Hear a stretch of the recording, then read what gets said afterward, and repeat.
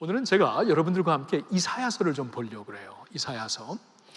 여러분, 그 성경을 보면은 우리가 지금 성경 읽기를 쭉 온 교회가 하고 있는데 지금 구약 성경을 계속 읽고 있죠.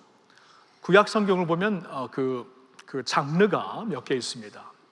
근데 이제 오늘부터, 지난주부터 우리가 읽기 시작한 이사야는 선지서라는 장르예요. 근데 이게 굉장히 좀 독특한 장르입니다. 먼저 한번 구약 성경 전체가 어떻게 이렇게 구분되어 있는가 차트를 보시면 좀 도움이 될 것 같은데, 한번 차트를 보여주시면요, 이렇게 구분이 되어 있습니다. 이제 구약 성경 전체가 39권인데 39권의 책으로 이렇게 구성되어 있는데, 첫 번째 5권의 책을 율법서 아니면 모세오경이라고 우리가 부르고 있죠. 모세를 통해 하나님께서 쓰게 하셨기 때문에 모세오경, 율법서라고 부르는 이유는 하나님께서 특별히 출애굽기, 레위기, 민수기, 신명기, 창세기는 인류의 시작을 우리에게 말씀해 주시고, 또한 그 인류 중에서 하나님이 특별히 선택하여 하나님의 제사장 나라로 세워주신 이스라엘 민족이 어떻게 시작되는가를 우리에게 보여주시는 말씀이라면은, 거기서부터 시작된 이 민족이 출애굽기 때부터 이제 하나님의 처음에는 이제 가문이었죠. 아브라함의 가문이었는데 이제 세월이 지나면서 민족이 되었을 때 애굽에서 나와 출애굽해서 하나님의 약속의 땅으로 들어가는 그 모든 과정, 이 광야의 과정의 40년 동안에 하나님께서 특별히 무엇을 주시냐 하면은 율법을 주십니다. 율법. 그래서 이제 율법서라고 우리가 부르고 있는데요, 이 토라, 히브리어로는 토라.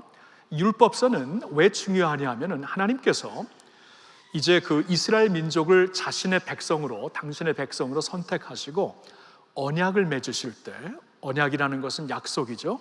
결혼을 할 때도 두 사람이 만나갖고 서로 사역을 하고 언약 반지를 끼듯이 언약을 세우시는데, 그 언약의 증명으로 하나님께서 율법을 주십니다.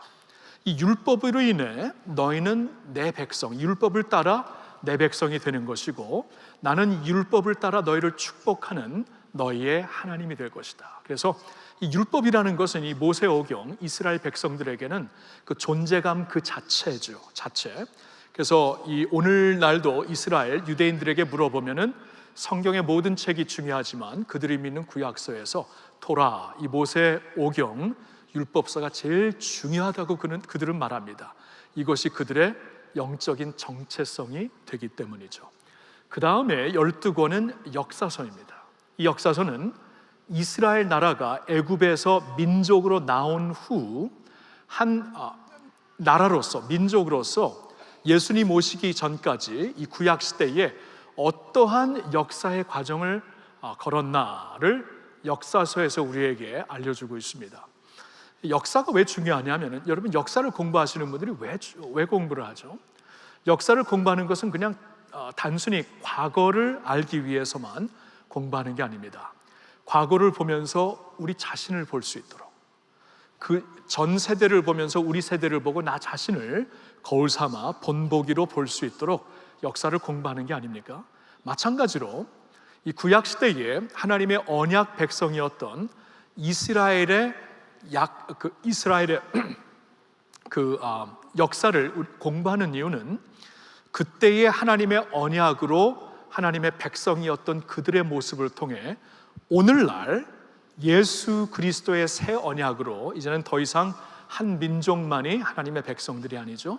그의 이름을 부르는 모든 민족, 모든 백성들이 하나님의 백성, 하나님의 언약 백성들이 되는데, 구약시대의 언약 백성들의 모습을 통해 지금 오늘날 우리 언약 백성들이 어떻게 살아야 되는가, 그 당시에 그들이 받았던 책망이 무엇이고 받았던 칭찬이 무엇이고, 그들이 어느 때에 하나님의 축복을 경험했고 어느 때에 하나님의 분노를 경험하게 되는가, 이것을 본 삼아, 거울 삼아 우리 자신에게 어플라이하라고, 우리 자신에게 적용하라고 역사서가 있는 것이죠. 굉장히 중요합니다. 이스라엘 역사를 그래서 우리가 보는 것이고, 사실 또한 이스라엘 역사에서 또 중요한 이유는 이스라엘에서 하나님의 독생자, 우리의 메시아 예수 그리스도가 나오시기 때문에 이스라엘 역사를 공부하는 것이 참 의미가 있지요. 자, 그러면서 그 다음 이제 5권은 시가서, 문학서가 됩니다. 욥기, 시편, 잠언, 전도서, 아가서인데 이 말씀은 구약 시대에 하나님께서 특별한 인물들을 통해 하나님께 올려드리는 기도와 그리고 노래를 이렇게 말씀으로 쓰게 했어요. 그들의 노래를 성경에 포함을 시켰어요. 그들의 기도를 또한 성경에 포함을 시켰습니다.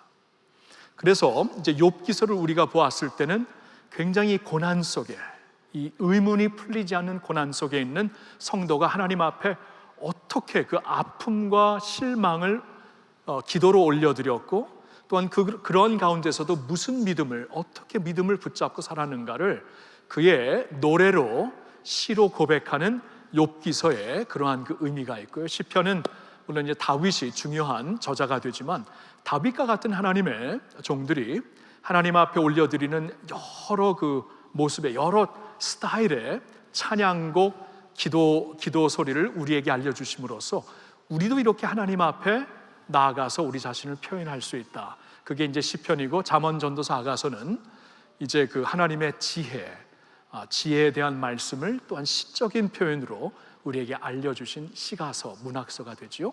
그리고 예언서가 있는데, 예언서가 사실 굉장히 큰 비용을, 큰 볼륨을 차지하고 있죠. 17권이 됩니다. 그러니까 구약 성경의 17권, 39권 중에 17권이니까 거의 반이 되는 것이에요. 거의 반이 예언서, 선지서라는 것입니다. 여러분, 그 선지자들의 역할은 참 중요했어요. 구약 시대를 보면은 하나님의 백성들이 믿음으로 살아야 되는데, 우리가 보는 것만으로 살지 않고 그 이상의 플러스 알파의 믿음으로 살아야 되잖아요. 그렇죠? 보는 것을 우리가 이렇게 외면해서는 안 되지만, 보는 것을 우리가 전혀 이렇게 컨시더를 안 해서는 안 되지만, 보는 것 자체가 다가 아니잖아요. 사랑 안 보이지만 굉장히 얼마나 중요합니까? 그렇죠? 믿음도 마찬가지고, 그러니까 우리가 보는 것만으로 사는 게 아니라 믿음으로, 믿음의 눈으로 보는 것을 사실 의존해야 되는데 그렇지 못하거든요. 그때나 오늘이나 우리는 현실에 굉장히 치우칩니다. 현실이라면 이랬다가 또 바뀌면 이러고, 그렇죠? 소위 핑퐁 신앙이죠. 이리 갔다 저리 갔다. 그러한 모습이 참 비일비재했어요. 그러니까 그때마다 하나님께서 시대적으로 선지자들을 일으켜서 그들이 보지 못하고 있는, 오직 믿음의 영안으로만 볼 수 있는 그 알파를 하나님께서 선지자들을 통해 보이게 하십니다. 보여주시면서, 야, 이렇게 빗나갔다, 책망도 하시고, 이럴 때 부족했지만 참 이 믿음이 아름다웠다, 축복도 하시고, 앞으로 이러한 일이 너희들 역사 속에 있을 텐데 지금 안 보일지라도 그 역사를 향해 오늘 잘 인내하라, 말씀을 붙잡고 잘 인내하라. 이게 이제 선지자들의 역할이었어요. 그래서 이제 오늘 우리가 지난주부터 우리가 같이 보기 시작했고, 제가 오늘 이제 주일 강단에서 여러분들에게 전하고자 하는 그 말씀이 이 그 예언서 중에 가장 첫 번째 책이 되는 이사야입니다. 오케이. 여기까지. 자, 이사야서를 보면은 66장으로 구성이 되어 있어요. 굉장히 광대한 책입니다. 광대한 책이에요. 아주 그랜드 스케일의 선지서입니다. 자, 이 말씀을 제가 이제 하루에 한 번의 설교로 이제 커버를 해야 되는데, 한 번의 설교로 커버하는 그냥 강의가 아니라, 신학교 강의가 아니라, 신학교 강의였으면은 이사야는 이러이러한 것이다 쭉 얘기해 주면서 차트를 통해 이러면 되는데, 이 전체를 또한 커버를 하면서 오늘 우리에게 주시는 말씀이 무엇인가, 이 전체 이사야 메시지를 통해서 오늘 21세기를 살고 있는 우리에게, 그리고 특별히 사부 누베이브 예배는 청년들이 많은데, 청년들을 향해 하나님께서 주시고자 하는 구체적인 메시지가 무엇인가, 자, 이것을 이제 고민하면서 준비를 했어야만 됩니다. 자, 그래서 이제 한 구절을 우리가 보기 전에 이사야 전체의 파노라마를 한 번 더 차트로 보았으면 좋겠는데요. 우리가 지금 성경을 읽고 있기 때문에 이 차트가 좀 도움이 될 거예요. 이사야를 보면은 66장으로 구성이 되어 있는데, 이사야 선지자가 전하고 있는 메시지를 전하는 대상들이 다릅니다. 이게 내용들을 보면은 달라요. 그래서 1장부터 39장에는 역사의 배경을 보면 이사야가 살았을 때, 사역했을 때 이사야의 동시대 사람들에게 전했던 말씀입니다. 그것을 이제 연년으로 보면은 BC 700년대, 기원전 700년대 BC 8세기죠. 그때 이사야가 사역을 했고, 그때의 배경을 보면 아스리아라는 엄청난 강대국이 일어나기 시작합니다. 이 아스리아로 말미암아 주위에 있는 모든 나라들이 지금 위협을 느끼고, 그 중에 이스라엘과 남부 유다가 있었던 것입니다. 자, 그러면 이때에 이사야 선지자가 누구에게, 이때의 말씀을 전했던 대상은 어떤 사람들이었는가? 그때 유대 백성들, 이스라엘 백성들이었는데, 그들은 세상에서 위안을 찾고 있는 믿음 잃은 백성들이었다. 이게 세상에서 위안을 찾고 있는, 아수리아가 올라오니까 막 우리가 어떻게 이집트의 도움을 받아보자, 이집트와 연맹을 한번 맺어보자, 이런 식으로 여기 갔다, 또 이집트가 없어지면은 저기 갔다, 바벨론이 일어나면은 뭐 아수리아는 없어지고, 막 이런 식으로 세상에서 위안을 찾고 있는, 하나님을 믿는다고 하면서, 여러분 믿음이 뭐예요? 믿음은 신뢰잖아요. 믿음은 나의 인생을 맡기는 거잖아요. 그렇죠? 하나님을 믿는다고 하면서 실제적으로는 전혀 믿음이 없었던, 세상을 믿었던, 세상에서 위안을 찾고 있는 믿음 잃은 백성들에게 말씀을 전하고 있는 내용이 1장부터 39장입니다. 여러분, 그래서 이사야서를 보면 1장을 이렇게 1장, 2장을 쭉 보면은 하나님께서 막 한탄하시는 마음이 보여져요. 이 자기 자신의 백성들을 향해, 야, 너희들은 믿음의 형식은 있는데 믿음의 모양은, 믿음의 그 중심은 진짜 없구나. 너희들이 제사를 그렇게 많이 드리고 있는데 내가 찾는 제사가 아니구나. 너희들이 사람들 앞에서는 막 금식 기도도 하면서 임프레션을 주고 있는지 모르지만 나는 그런 금식 기도 원치 않는다. 이러한 모든 모습이 나에게 구역질이 나는구나. 하나님을 완전히 중심에서 떠나버린 국교로서 여전히 그 유대교를 붙잡고 있고 성전에 나가서 제사를 드리고는 있지만 중심에서는 하나님이 완전히 떠나버린, 그래서 종교의 모습만 있고, 그리고 그것이 사회의 정의를 전혀 생각하지 않고 정의를 오히려 부숴버리고 남용하고 가난한 자, 연약한 자를 막 그냥 남용하는 그러한 모습에서 하나님의 형상이 다 떠나버린 그 백성들을 향해 한탄하시는 하나님의 말씀이 보여요. 그래서 이 대상이 누구냐 하면 세상에서 위안을 찾고 있으면서 믿음 자체는 완전히 잃어버린 백성들입니다. 그 메인 메시지가 뭐냐 하면 1장부터 39장에는 심판으로 정결케 하시리라. 중요한 게 심판으로 정결케 하신다. 그러니까 심판을 통해 없애버리시겠다, 죽여버리겠다, 다 그냥 너희들은 이제 소망이 없구나, 그냥 없애자, 그런 심판이 아니라 심판으로 정결케 하시려는, 심판을 통해 새롭게 하시려는, 깨끗게 하시려는, 심판을 통해 이 찌꺼기를 다 없애고 정금같이 만드시려는, 그래서 심판으로 정결케, 그래서 구루터기 남은 백성들이라는 단어가 참 많이 저기서 보여지고 있습니다. 자, 근데 40장부터 45장에는 굉장히 무대가 달라졌어요. 40장부터 이 40장이 시작되면서 우리가 깜짝 놀래. 이게 갑자기 아스리아는 1장부터 39장에는 막 유다 왕들이 아스리아 때문에 벌벌 떨고 온 주위나라가 막 정신을 잃고 있을 때 그런 배경에서 말씀이 주어졌는데, 40장에는 아스리아는 간대가 없고 저기부터는 바벨론 추방당한 백성들의 모습, 그들에게 전하는 말씀이 있어요. 완전히 무대가 달라졌습니다. 무대가 달라졌기에 이렇게 성경에 무게를 두고 있지 않는 학자들 중에서는 이건 다른 사람이 썼다, 이사야는 2사람이 쓴 거다, 3사람이 쓴 거다.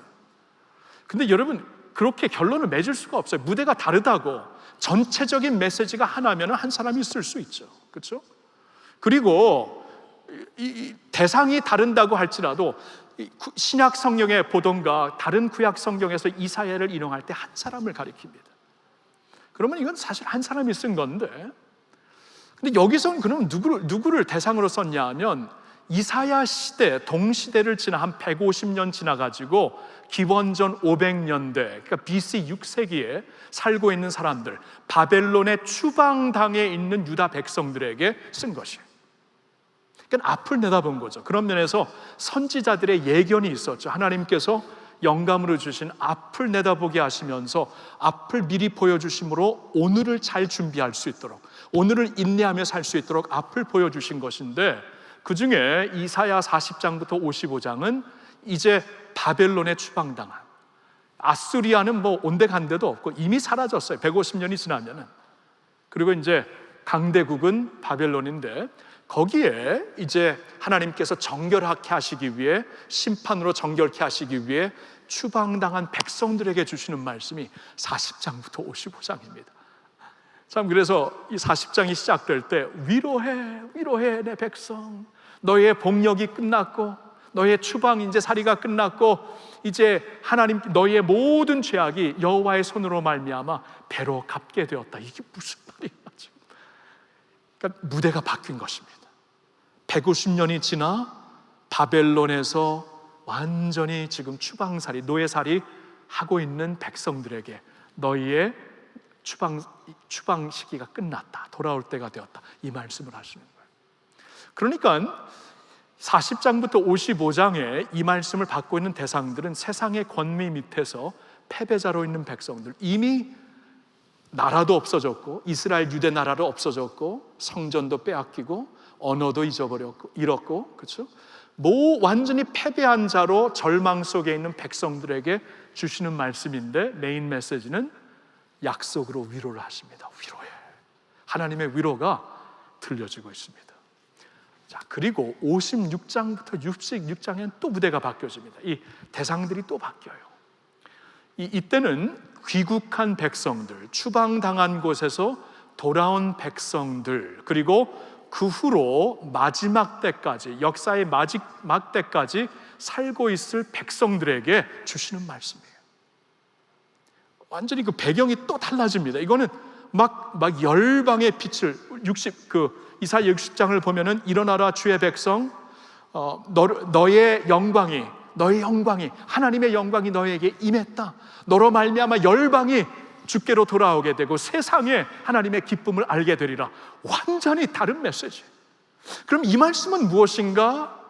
이제 귀국을 한 백성들을 통해 하나님의 궁극적인 계획은 돌아온 백성들 그 씨앗을 통해 메시아 그리스도 예수를 보내주실 것이고, 예수 그리스도로 말미암아 이제는 유대인들을, 이스라엘 백성들을 포함하여 모든 이방인들까지도 누구든지 그의 이름을 부르는 자는 하나님의 백성들이 되고 그들로 말미암아 온 세상에 하나님의 영광이 드러나게 되리라. 여러분, 그래서 7월 달에 우리가 선교하고 6월 달에 한라에서 백두, 7월 달에도 하나님의 나라를 위해 우리 자신을 한번 헌신해 보자.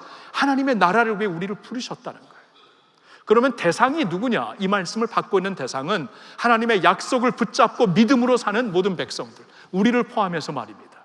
모든 백성들을 대상으로 삼고 주신 말씀이고, 여기에 메인 메시지는 소명으로 준비하십니다. 우리에게 소명을 주셨어요.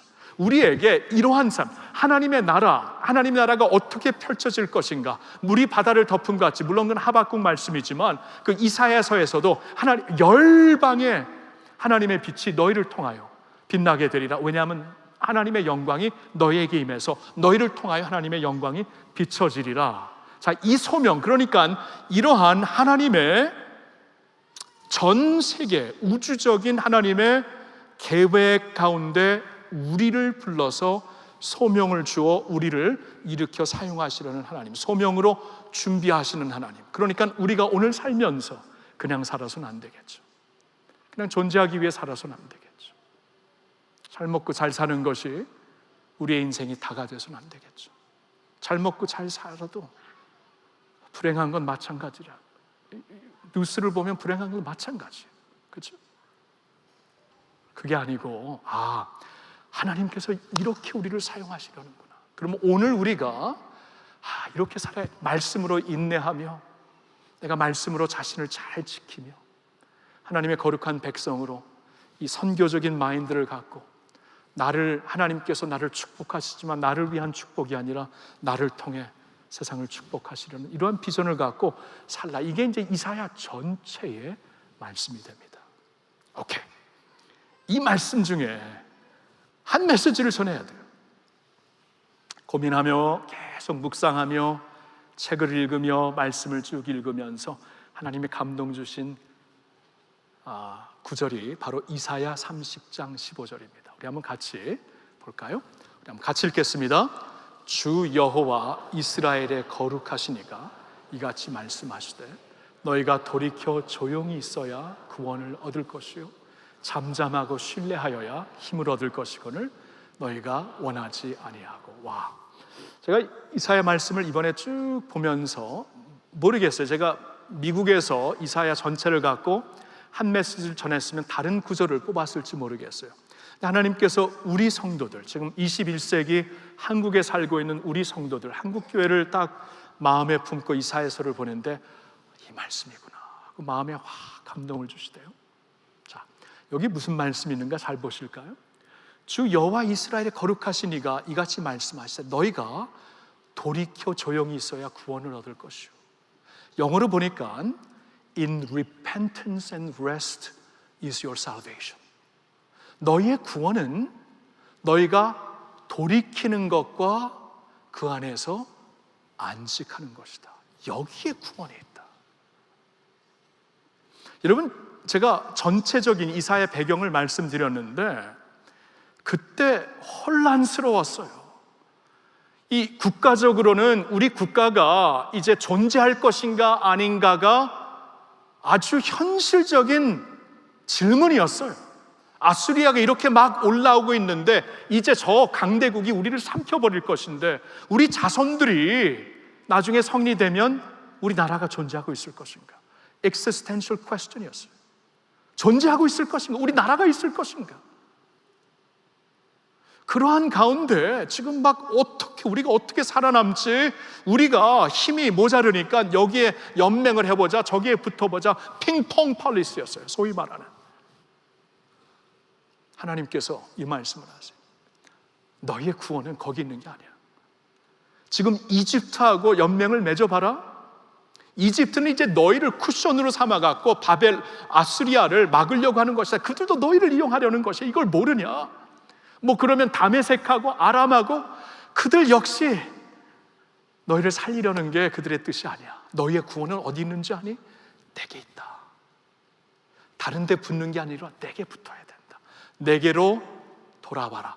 돌이켜. 그겁니다. In repentance, 마음을 돌이키다, 생각을 돌이키다, 우리의 방향을 돌이키다. 그게 repentance, 회개라는 말인데 돌이켜서 하나님 안에 레스트하라. 조용히 레스트하라. 그게 너희의 구원이다. 자, 이게 이 말씀이고요. 또 하나는 잠잠하고 신뢰하여야 한다. 영어로 보니까 in quietness and trust is your strength. In quietness and trust. 왜 잠잠하라고 하시는 건가? 너무나 많은 소리가 들린다는 거예요. 나라가 이렇게 힘들어질 때, 한반도 피스 프로세스가 이렇게 혼란스러워질 때 여러 언론의 소리, 여론의 소리가 있습니다. 갑자기 아베 총리가 경제 보복을 선언하면서 우리나라 경제에 타격을 주고 있고 자기 나라도 일본도 지금 타격을 받고 있는데 참 이런 일이 전혀 예상하지 못한 일이 벌어지면서 그렇죠? 얼마나 여론이 시끄럽습니까? 얼마나 언론이 시끄럽습니까? 우리 서로 대화할 때 얼마나 우리 흥분적으로 대화하게 됩니까? 그런데 잠잠해라. 왜 잠잠해야 되는지 아세요? 잠잠해야 들을 수 있는 걸 들을 수 있어요. 여러 소리가 있을 때 들어야 되는 소리를 못 듣습니다. 잠잠해서 들어야 되는 그 음성을 듣고 그 말씀을, 약속을 듣고 신뢰하라. 이것이 너의 힘이다. 2001년 9월 11일에 9.11 사태가 미국 뉴욕에서 터졌을 때 저는 74년도에 부모님을 따라 뉴욕으로 이민을 가서 거기서 쭉 자란 사람이에요. 그리고 우리 교회에 2010년도 11월 달에 왔으니까 그때까지 36년을 미국에서 살고 사역했던 사람입니다. 뉴욕에서 자랐기 때문에 9.11 충격은 저한테 조금 더 컸어요. 그리고 제가 알았던 두 사람도 쌍둥이 빌딩 밑에서 죽었고 그때를 생각해 보면은 아마 다른 데 있는 분들은 느끼질 못할 텐데 전 국가적인 공황 상태가 되었습니다. 국가적인 공황장애였어요. 국가적 공황장애. 여러분, 우리나라 컨텍스트로 한번 설명을 해볼게요. 그냥 어느 날 9월달 아주 맑은 가을 아침 9시에 막 그때도 사람들이 막 일 가느라고 애들은 학교 가고 막 바쁠 때 갑자기 비행기가 롯데타워를 가서 그냥 박습니다. 이게 뭐 사고인가, 이게 뭔가, 뭐 기사가 뭐 이렇게 절도를 해서 저러는가, 사람들이 충격 속에 아무 말도 못하고 있는데 5분, 10분 지나기 전에 또 한 대가 와서 박습니다. 그때 이제 깨닫는 거예요. 충격 속에 깨닫는, 이건 실수가 아니고 고의적인 뭐구나, 막 이게 프로세스가 되고 있는 가운데 갑자기 그러니까 우리나라 버전으로 본다면은 여의도에 있는 그 국회의원 빌딩이 또 이제 거기에 추락을 해서 불바다가 돼버립니다. 타겟팅이 확실해요. 그리고 또 한 비행기가 얼마 안 돼서 청와대를 향해 가고 있다가 무슨 일인지 가기 전에 저 강원도 벌판에서 그냥 터져버립니다. 폭발해버립니다. I remember. 이게 나라가 충격을 지나 공황장애에 국가적인 공황장애에 걸리는데 어떻게 할 줄 모르더라고요. 그리고 정신을 막 차리면서 제일 먼저 한 것이 미국에 있는 모든 에어포트, 모든 공항을 다 닫았어요. 더 이상 비행기가 착륙, 입륙 못하는, 완전히 막아버립니다. 여러분, 미국에 로컬 에어포트까지 합하면 수만 개의 공항이 있는데 다 닫습니다. 그리고 이 대통령을 아마 암살하려고 하는, 이 나라를 공격하려는 것을 느끼고 대통령이 어떻게 뭘 해야 되는데 안보부에서 절대로 대통령을 며칠 동안 안 보입니다. 뭐 그럴 수밖에 없죠. 그리고 그 일이 있으면서 그날 기억나는데 아이들을 학교에서 다 집으로 가게 합니다. 그러니까 미국에서 그런 일이 있다는 것은, 이건 뭐 뉴욕에서 벌어졌는데 이 캘리포니아까지 애들을 다 보냅니다. 집으로. 지금 국가에서 어디가 공격받을 줄을 모르고 학교 갔다가 애들이 다 집으로 돌아갑니다. 그러니까 이게 지금 노인부터 아이들까지 다 알게 된 어떠한 그 시나리오가 된 거예요. 사람들이 밥을 못 먹습니다. 그때 그 리포트를 가는데 레스토랑을 갈 수가 없어요. 뭐 돈이 없는 게 아니고 먹을 수 있는 어떠한 그 상태가 아니었습니다. 공황 상태였어요. 그리고 한 며칠이 지나서 나중에 이제 보도를 알게 됐는데, 이 그 안보위원들은 끝까지 그 대통령을 이제 좀 이렇게 아직도 모르니까 숨기려고 했는데, 그때 이제 조지 W 부시 대통령이었죠. 그분이 우겨가지고 그라운드 지로에 딱 서갖고 모든 국민들 앞에, 듣고 있는 국민들한테 연설을 하기 시작합니다. 조지 W 부시는 굉장히 좀 정치적인 색깔이 명확한 분이었어요. 그래서 좋아하는 분은 굉장히 좋아했고 싫어하는 사람은 굉장히 싫어했는데 9.11 사태 1위를 쓴 만큼은 국가를 연합시켰습니다. 아직도 기억나는데 그때 그렇게 갈라져 있는 국회가 딱 하나가 되어서 국회의원 상위원 100명이 100대 0으로 대통령을 지지하더래요. 그런 거 처음 봤어요, 미국에서. 하위원들은 기억이 안 나, 상위원들은 100대 0인 것을 아직도 기억합니다.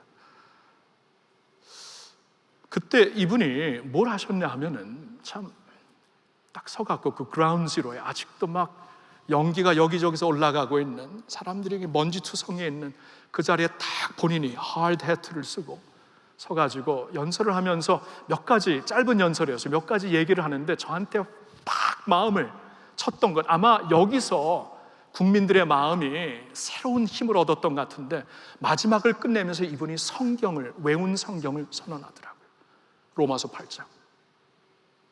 누가 우리를 그리스도의 사랑에서 끊으리요? 환난이나 곤고나 박해나 기근이나 적신이나 위험이나 칼이랴. 내가 확신하노니 사망이나 생명이나 천사들이나 권세자들이나 현재일이나 장래일이나 능력이나 높음이나 기쁨이나 다른 어떤 피조물이라도 우리를 우리 주 그리스도 예수 안에 있는 하나님의 사랑에서 끊을 수 없으리라. 연설을 이렇게 끝나는데 저만 그렇게 느낀 것 같지가 않아요. 이 나라를 둘러싸고 있는 파묻고 있는 이 어두움이 확 달아나더라고요. 어두움이 확 달아나고 그때부터 국회가 일어나서 하나가 되고 시민들이 일어나갖고 뉴욕에 그냥 자원봉사자들로 줄지어서 가. 국가가 살더라고요. 나라가 살더라고요.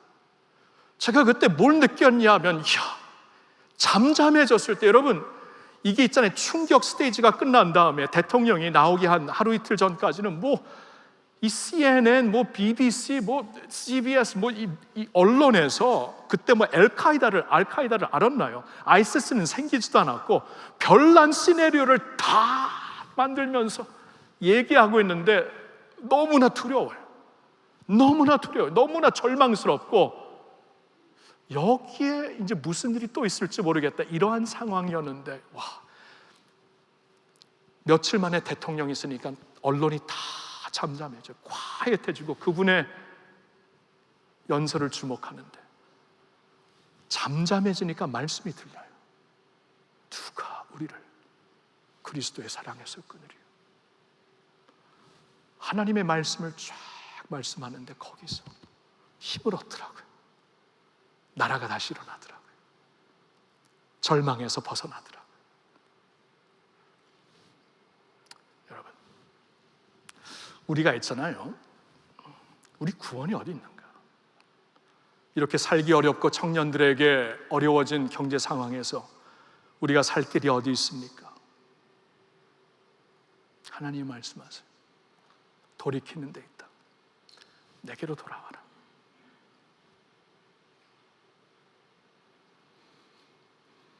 여러분, 우리가 장기판을 두면은 장기판이 우리의 세상이라면은요, 우리는 알을 주목하죠. 알을. 그렇죠? 왜냐하면 나도 그 중에 한 알이고, 그러면 내가 이 알이 되어서 거기에는 장도 있고 졸도 있고, 그러면 내가 연약하면은 장한테 붙어야 되고, 자꾸 우리가 알을 보죠. 근데 알은 알이에요. 그냥 알이에요. 우리가 진짜 봐야 되는 것은 그 알을 움직이는 손길입니다. 그 움직이는 손길을 통해서 어쩔 때는 장을 졸로 잡을 수가 있어요. 그렇죠? 그러니까 이럴 때 우리는 어떻게 해야 되나요? 저도 많은 대답은 모르는데 궁극적인 대답은 성경에서 합니다. 하나님께로 돌아와야 돼요. 하나님께로 돌아오세요. 내게 붙어라. 내게 붙어라. 하나님께로 돌아와서 레스트하세요.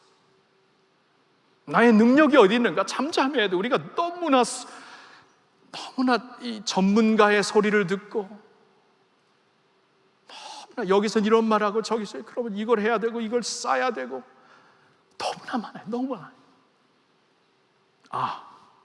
In quietness and trust. 잠잠해서 들을 것을 들어야 돼요. 하나님의 말씀이 오늘날 듣고 있는 당신의 백성에게 주시는 말씀이 무엇인가? 여러분, 성경을 보니까 우주 만물을 지탱하는 에너지가 말씀이라고 그러더라고요. 히브리서 11장 3절을 보니까. 그러니까 우리가 지금 천문학 전문가들도 이 우주를 지탱하는 게 뭔지를 몰라요. 그러니까 그래비티라고 대강 알고 있지만 블랙홀이 여기저기서 생기고 이거 몰라. 이 무엇이 지금 이 우주에 이 무슨 에너지가 이걸 잡고 있는가? 전문가들의 대답은 솔직히 확실하지가 않습니다. 성경은 하나님의 말씀이 하나님의 에너지가 되어서 무에서 유를 창조했기 때문에 하나님의 말씀으로 이 우주와 만물을 다스리시고 지탱하신다. 그러니까 있잖아요. 우리도 하나님의 우주 만물 중에 살고 있잖아요. 그럼 우리가 여기서 살려면은 그 말씀을 들어야 돼요. 그 말씀을 듣고 세상이 말해 줄 수 없는, 세상이 가르쳐 줄 수 없는 어떠한 통찰력을 그 말씀에서 받아야 돼요. 거기에 우리 능력이 있어요. 나라가 망가질 때 우리 다 죽었다, 다 망가졌다 할 수 있지만 거기에 하나님의 소망이 있고 희망이 있어요. 저는 그래서 이 이사야의 말씀, 특별히 30장 15절을 중심해서 오늘 말씀을 이렇게 여러분들에게 전하면서 두 가지를 권면하고 싶습니다. 하나는 예배에 대한 권면이고 또 하나는 믿음에 대한 권면이에요. 첫 번째, 예배에 대한 권면을 이렇게 좀 소개하고 싶습니다. 예배는 나의 생각과 삶을 리셋하는 자리입니다. 여러분, 예배를 그렇게 생각해 보셨나요? 나의 생각과 삶을 리세팅하는 자리이다. 왜냐하면 오늘 말씀을 보니까 in repentance, 돌이킴과 그 안에서 쉼이 너희의 구원이다. 그러니까 돌이키는 것, 원본으로, 원형으로 돌아가는 것, 이것을 강조하시고 있죠. 근데 예배가 무엇인가 잘 생각해 보니까 예배는 물론 하나님께 우리가 영광을 돌리는 것인데, 하나님께 영광을 돌리는 그 자리에 하나님이 주시는 축복이 분명히 있어요. 사계명을 보면은 안식일을 온전히 지켜라, 이 날은 하나님께서 복되게 하신 복이 있는 날입니다. 그러니까 그 복이 무엇인가, 제가 오늘 이번에 이사야서를 쭉 묵상하면서 와, 이 복은 우리의 삶을 리세팅하는 자리구나. 예배가, 안식일이. 보통 예배를 그렇게 생각하시는 분 많지 않은 것 같아요. 리세팅을 왜 필요하냐 하면은 우리가 일주일 동안, 6일 동안 세상에 살면서 너무나 정보를 많이 받고, 정보가 많은 것 뿐입니까? 너무나 이 머리가 혼란해져요. 뭐 어느 방향으로 가는지 모르겠어요. 그렇죠? 여러분, 핸드폰에 막 앱이 여기저기 막 그냥 서로 깔리고 서로 왔다가 막, 우리가 이 클리어를 안 하면 어느 순간에 이게 프로즌 되죠. 더 이상 안 갑니다. 이게 얼어버려요. 그럼 어떻게 되죠? 리세팅 해야 되죠. 그냥 꺼야 됩니다. 그러니까 리세팅이 그런 거예요. 꺼서 원 자리로 돌아가지 아니하면 앞으로 나갈 수가 없어요. 하나님이 그것을 아시고 우리에게 안식일 제도를 네 번째 계명으로 주시더라고요. 6일 동안 열심히 살아라. 너의 생활을 하라. 너의 일을 해라. 여러분, 예수 믿는 사람들, 하나님 믿는 사람들 열심히 살아야 돼요. 세상에서 열심히 살라고 했어요. 이것도 하나님이 주신 나의 터전이고 나의 사역의 터전이기 때문에 열심히 살아야 되는데, 열심히 살아라. 근데 이 하루는 온전히 죽게 드려라. 온전히 죽게 드려라. 왜냐하면 하나님이 보실 때 우리의 경량을 아시는 거예요. 우리의 성량을 아시는 거예요. 우리가 아무리 하나님을 위해 세상에서 일을 한다 그런다 할지라도 세상의 소리에 예민해요. 세상의 그 전략에 예민하고 세상의 문화에 빠지게 되어 있고, 하나님이 절대로 중심이 되지 않은 문화에 적셔지게 되어 있고, 우리가 영적으로 보면 정서적으로, 영적으로, 육신적으로도 빗나가고 고장날 때가 참 많습니다. 더 이상 앞으로 나갈 수가 없습니다. 그럼 예배 자리가 무슨 자리냐면 returning, in returning, resetting. 하나님을 말씀을 들으면서, 그러니까 내 생각을 비우고 잠잠해지면서 그 말씀을 들으면서 생각과 방향을 리세팅하는 거예요. 하나님을 찬양하면서, 세상의 노래가 아니라 하나님을 찬양하면서 거룩한 노래를 올려드리는 찬양 속에서 내 영혼을 리세팅하는 거예요. 하나님께. 그렇죠? 성도들과 교제하면서, 봉사를 하면서, 여러분, 안식일에 그 의미가 무엇인가? 성경을 보니까 월십, 예배와 쉼과 봉사, 섬김이더라고요. 섬김이 세 가지. 그러니까 섬김이라는 것은 6일 동안 나를 위해 살았으면 하루 정도라도, 하루만큼이라도 봉사하면서 남을 위해 살아라. 봉사하면서 지체들을 위해 살아라. 그런 뜻이죠. 여러분, 우리가 진짜 하나님의 형상대로 진짜 의미 있는 삶을 살려면은 나만을 위해서 살면은 불가능합니다. 우리가 언젠가는 남을 좀 위해서 살아야 돼요. 그래서 하나님께서 안식일을 주세요. This is my day. 이 날을 주님께 온전히 드리면은 너희의 하나님이 주신 dignity, 하나님의 형상, 너희 안에 정서, 영성이 다 산다. 리세팅 된다. 예배를 한번 그렇게 보면 어떨까요? 여러분, 형식으로 예배 끝나면 의미 없습니다. 교회 오는 거로 끝나면 그냥 교회 댕기는 거예요. 우리 할머님이 말씀하신 댕기는 것. 교회 댕기는 자가 될 겁니까? 예배가 나의 삶을 resetting, my perspective를 resetting, setting my perspective on it, setting my ideas, 그렇죠? My life direction, 통찰력, 삶의 방향, resetting. 하나님이 그렇게 살라고. 일주일에 한 번 계속 리프레시 하면 할수록 컴퓨터도 잘 되잖아요. 그렇죠? 일주일에 한 번 리세팅 계속하면서 이 패턴으로 사는 것이다. 이게 복 받는 것이다. 이게 하나님의 백성으로 사는 것이고, 행복한 삶을 사는 것이다. 예배를 한번 그렇게 생각해 봅시다. 두 번째로 여러분들에게 권면해 드리고 싶은 것인데, 그건 믿음에 관한 것이에요. 믿음이 과연 무엇일까? 믿음은 주의 약속을 붙잡고 굳게 서리라는 결단입니다. 결단이에요. 말씀 위에 굳게 서리라, 결단을 하는 거예요. 오늘 본문에 그런 말씀이 있죠. In quietness and trust. 잠잠함과 신뢰함으로. 잠잠하니까 금성이 들리고, 금성이 들리니까 약속이 들리고, 약속에 신뢰하는 것, 결단을 하는 겁니다. 그 약속을 붙잡고 내가 살리라.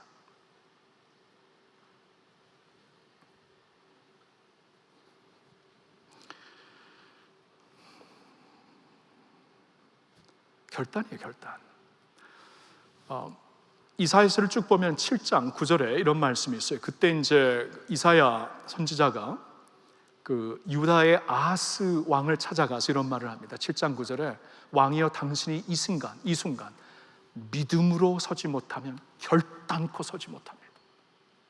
왜냐하면 그때는 이제 북쪽 이스라엘과 아람, 이 다메섹의 아람이 힘을 합해가지고 이 유다를 점령하려고 했는데 그때 막 벌벌 떨었거든요.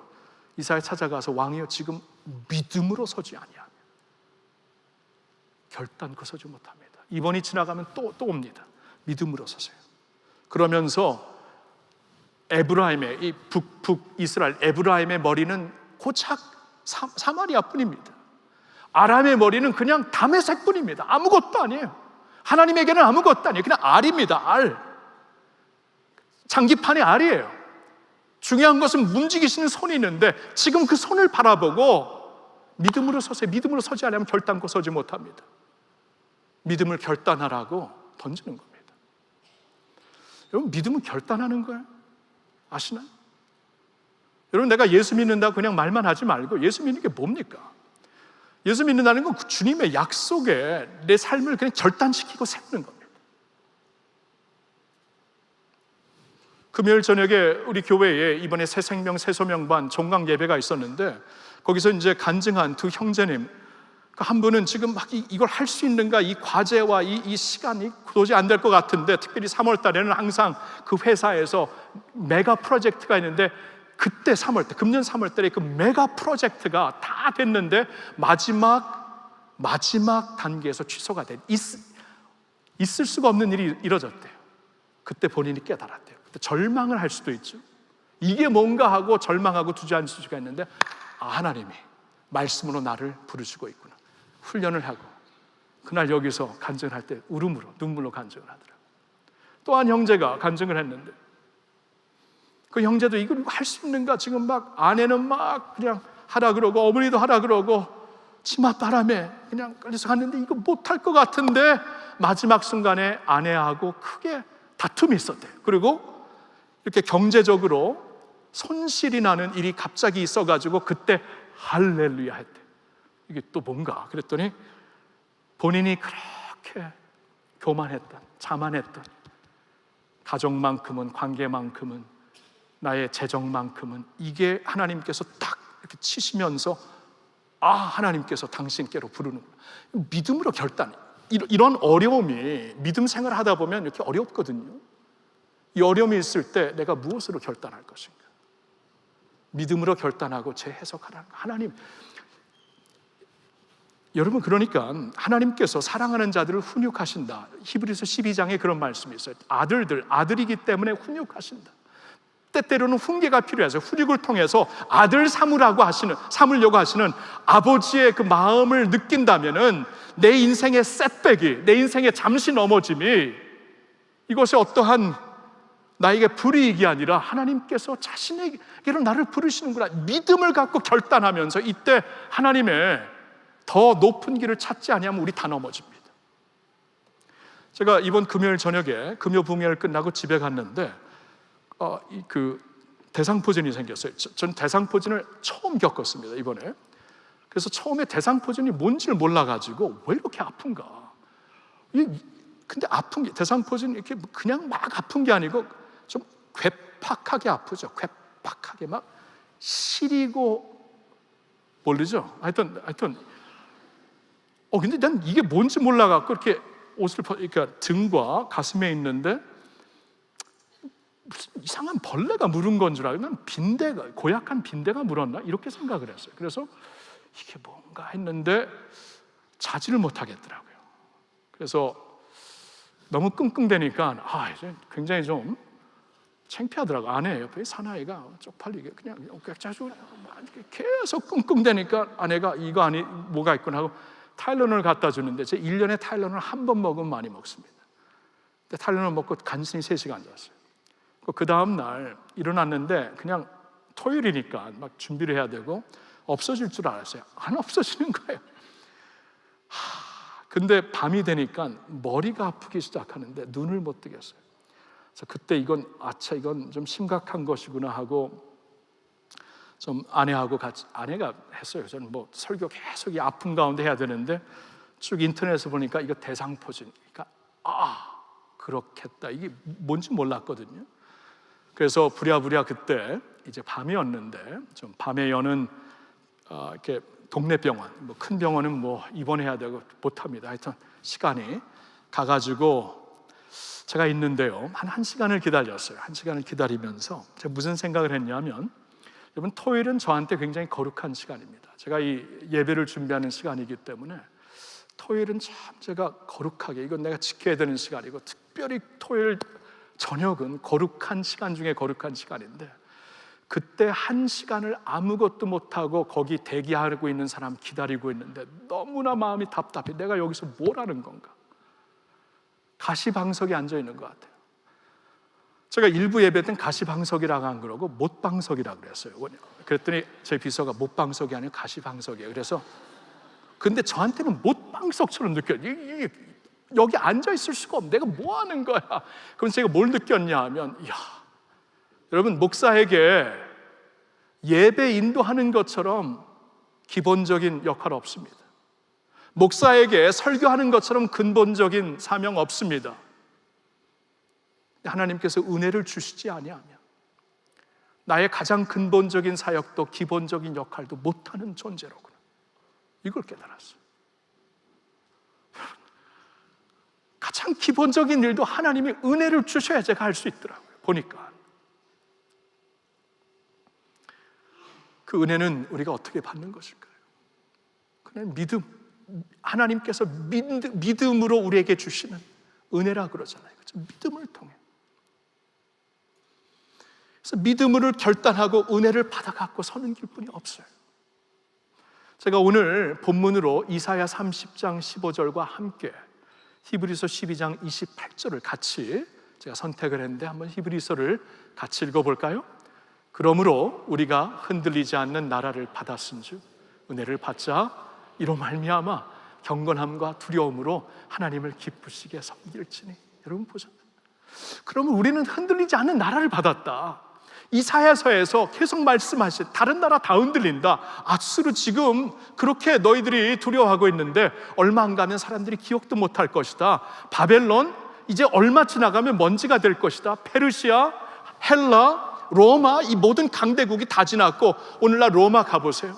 2000년 전에 로마의 모든 영광 지금 골동품입니다. 먼지예요, 먼지. 골동품이에요. 그렇죠? 이거 다 지나가는 것이에요.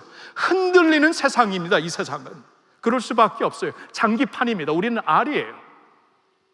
그런데 하나님께서 흔들리지 않는 나라를 우리에게 주셨어요. 우리가 예수 그리스도를 믿고 하나님의 백성들이 됐을 때 흔들리지 않는 하나님의 나라의 시민으로 삼아주셨어요. 흔들리는 나라에 속한 자가 아니라 너는 이 나라에 속한 자다. 흔들리지 않는 나라를 우리에게 주셨고, 그래서 이 세상에서 한 번 사는 인생, 우리가 주를 위해 섬길 때에 낙심하지 말 것은 결단코 헛되지 않는다. 헛되지 않아요. 흔들리지 않는 나라, 없어지지 않는 나라를 위해 작은 일을 하더라도 우리가 할 수 있기 때문에 이것을 믿음으로 깨닫고 흔들리지 않는 나라를 받았으니까 그 믿음에서 주시는 은혜를 받아 주를 위해 살자, 그런 뜻이죠.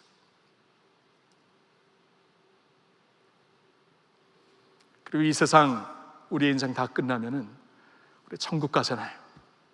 영원한 천국 가잖아요. 여러분 천국이 너무나 멀다고 생각하세요? 지난주에도 우리 교회 부모님 되시는 분이 43세대는, 그러니까 뉴웨이브 청장년이죠.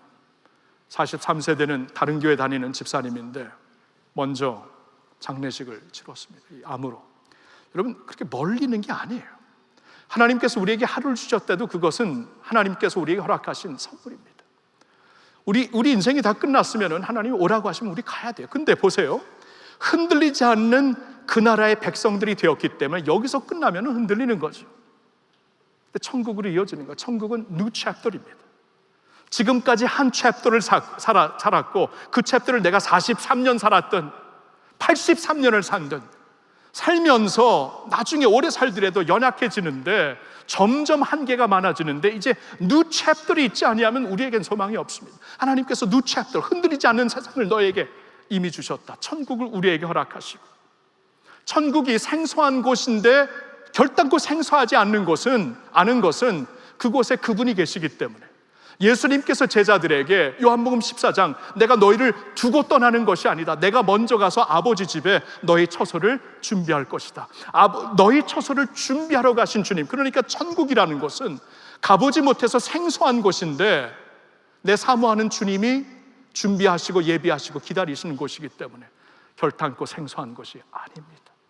아닙니다. 36년 미국에서 살다가 한국으로 다시 와서 산다는 건 저한테 쉽지 않았어요.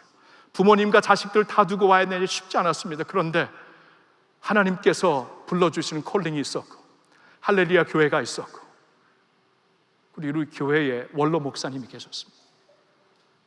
What a man, what a man.